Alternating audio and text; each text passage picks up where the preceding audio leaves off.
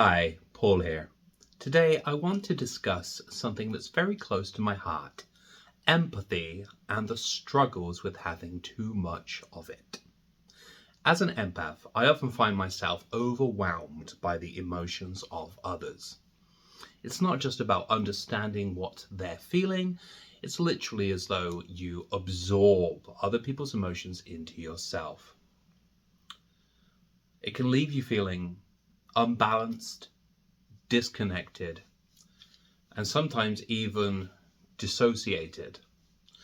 And I'm sure that many of you can relate to the struggle of not knowing where your emotions end and somebody else's begin. It's easy for all of that emotion to trigger anxiety, leaving you feeling stuck and ungrounded. But what if I told you that there is a way to stay grounded even amidst all of the emotional noise? That is where grounding meditations come in. Grounding meditations are one of the most effective tools for restoring balance and reclaiming your emotional well-being. So in this video, I'm going to lead you through several of the best grounding tools for empaths. If that sounds good, remember to subscribe and let's begin. Now first, let's dive into something that I find very interesting. Research shows that empaths and people who have heightened emotional sensitivity tend to have more active mirror neurons. Now, these are neurons that are responsible for feeling the emotions of others. And that can be great. It helps you to connect with others on a deep way, but it also means that you might have a hard time telling the difference between your own emotions and the emotions that you're absorbing from other people. So when you're surrounded by emotions that aren't even your own, all of that can quickly add up and lead you to feeling overwhelmed and perhaps having anxiety and panic attacks and other issues. But grounding meditation can help. Grounding meditation is a practice that is designed to help you reconnect with your physical body and bring your awareness back to the present moment. It's like hitting the reset button when everything around you feels chaotic. I find that grounding exercises help me to focus on my body and on my breath and on my sensory experience, so it brings me back to me. Now, this is especially important for empaths because it helps you to separate your own feelings from the feelings of other people, which gives you space to regain your emotional balance. Basically, grounding meditation is about recentering yourself. It's about reducing anxiety, regaining control, and finding your own inner calm.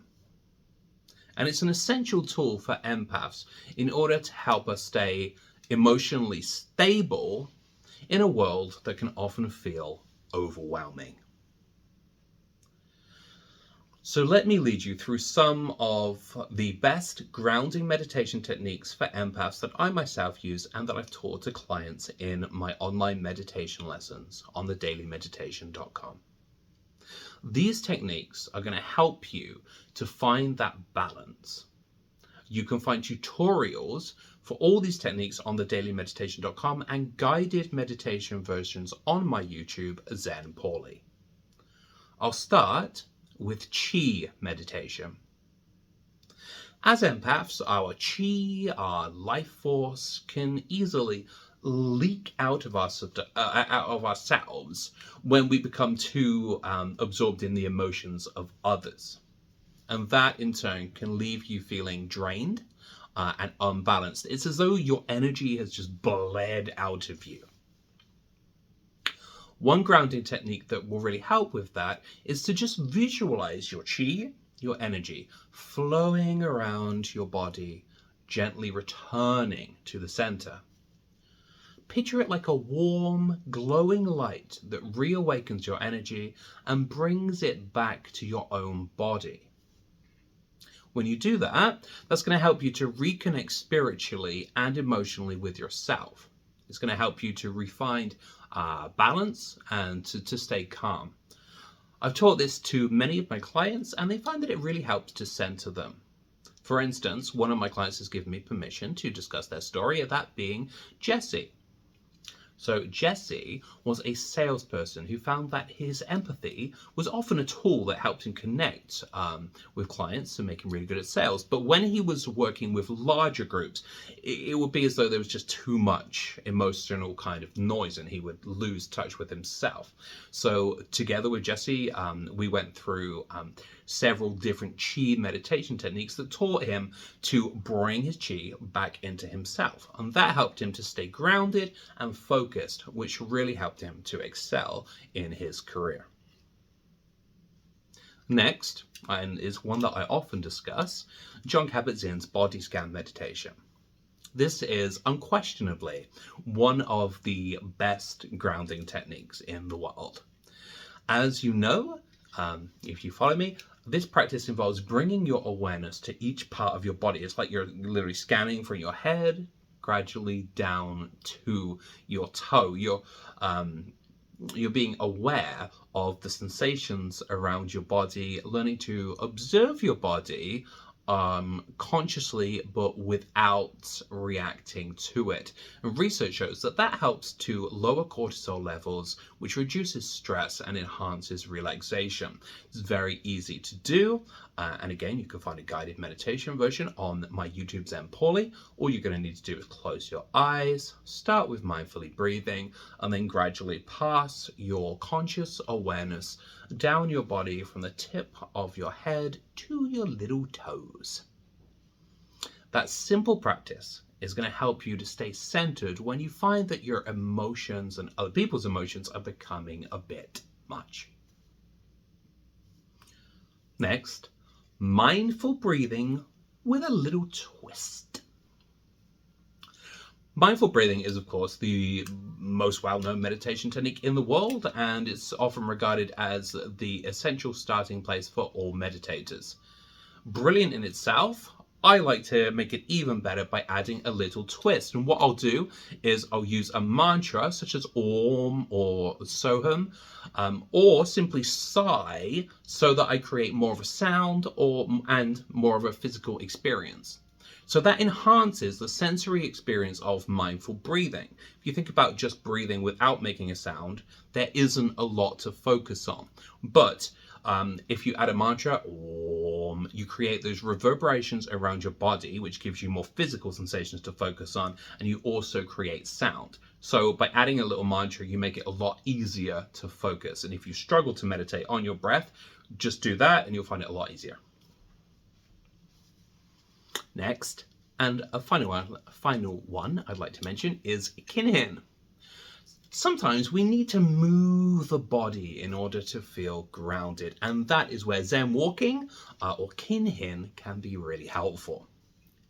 So Zen walking is a mindfulness practice where you slowly walk up and down a path, typically a straight path, but you can just do it around your local park or wherever you like to, somewhere relaxing. And all you're going to do is consciously observe the movement of your legs as you walk slowly. Research shows that mindful walking has a tremendous impact on our mood. It alleviates depression and anxiety, but perhaps more importantly for empaths, it again brings your chi back to yourself, so you're more focused on yourself instead of being lost in everybody else's emotions.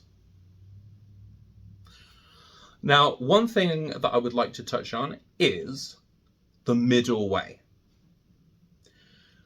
So the middle way is one of Buddha's teachings. It refers to having balance, so you're not living in extremes. You're not indulging, but you're also not denying. So if we apply the concept of the middle way to empathy, what we see is that although it's good to be compassionate for other people and to care about other people and to be able to feel to a degree their emotions, we want to do that the middle way, in a balanced way. We want to allow ourselves to care for others, but only to an extent that it's manageable, so that we don't get lost in other people's feelings. So if you've been finding that you're caring so much about other people that it's impossible to focus on you, then try to apply that concept of the middle way to your life. Remember, yes, do care for other people, but stay grounded. Don't lose yourself in other people's emotions. Mindfulness is going to help you to do that. It's going to help you to stay grounded during those emotional moments. Remember to be there for other people, but also to always be there for yourself.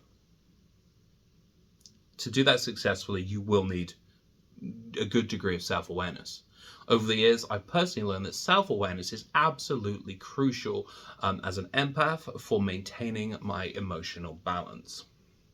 It's important to recognize when we are absorbing too much of other people's emotions and to be able to turn that off so that we can return to ourselves to ground and to stay calm. One good way to do that, to become a little bit more self-aware, is to consider your triggers. Are there specific environments? Are there specific people who trigger your empathy too much and make you feel too much emotions? And if so, how can you reduce their impact on you? Also, one final thing, this has been really, really important for me. You don't need to fix other people's emotions. God, I've gotten in so much trouble from people because I empathically felt their emotions when they didn't want me to, and I tried to fix them when they didn't want me to. So remember, even if you're feeling somebody else's suffering, that suffering that they're going through, it might be an important life lesson for them to learn from. So you don't need to kind of go hero mode and jump to the rescue of anybody who's feeling a little bit emotional. Remember to respect boundaries. Perhaps that other person doesn't want you to feel their emotions and doesn't want you to try and fix them. And perhaps that isn't what's best for you either. And that is my little guide to grounding for empaths who are experiencing anxiety, emotional overwhelm, and other complications. I hope that you found this guide helpful. Remember to like, comment, and subscribe. And if you yourself are an empath and you'd like a little bit of help learning to manage your emotions, why not book private meditation lessons with me on thedailymeditation.com. Thank you, and I'll see you next time.